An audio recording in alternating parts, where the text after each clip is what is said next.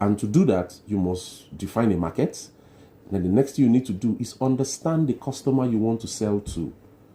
So in this market that I have defined, am I selling to the upper class? Am I selling to the middle class? Am I selling to the lower class? When you define that, now you want to understand the people in that class that you're selling to. What are their challenges? What do they appeal to? What is appealing to them? What kind of words will I use with them? For someone who uses, for example, an iPhone, if you want to sell an Android phone to that person, there are certain things you would need to say for that person to even listen. If you are trying to sell an iPhone to someone who uses an high-end Android phone, there are certain things you also need to say. For example, we understand that the battery life of Android phones are better to iPhones. And then you're talking to someone who uses an high-end Android phone with very good battery life. And now you want to sell the person an iPhone. Affordability is not a problem here.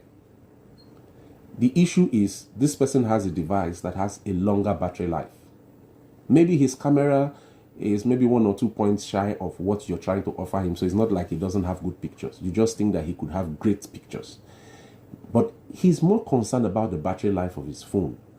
But you want to sell him a phone that you think is better but has a poor battery life. How would you sell to this person? Affordability is not a problem. So I'm illustrating this to say that once you understand the customer you want to deal with, the kind of words you would use to explain what you're selling is clearer.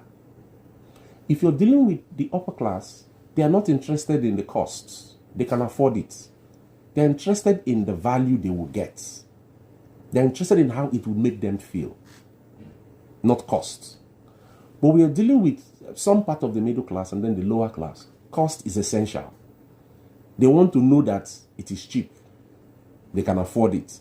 And they just don't want to afford it. They don't want to buy it twice. And so they want to be sure that it is extremely durable. So durability, cheap. So we'll not use cheap now. Let's use the word affordable.